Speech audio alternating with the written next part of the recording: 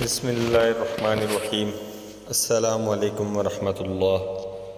حفصہ وظائف چینل پر آپ کو خوش آمدید کہتے ہیں۔ آج کا ہمارا وظیفہ ہے کان کے درد سے نجات۔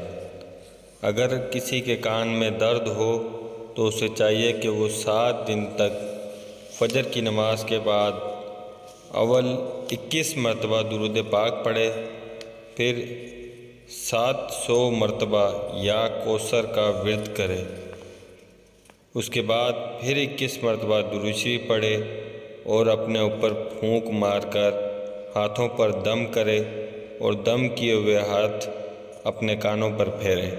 انشاءاللہ تعالی کان کا درد جاتا رہے گا۔ امید ہے آپ کو ویڈیو ضرور پسند آئی ہوگی۔ اس کو لائک ضرور کیجیے گا اور کمنٹس میں اپنی رائے سے ضرور آگاہ کیجیے گا، اور اگر ابھی تک آپ نے ہمارے چینل کو سبسکرائب نہیں کیا تو سبسکرائب کر لیجیے گا۔ اگلی ویڈیو تک اجازت۔ السلام علیکم ورحمۃ اللہ۔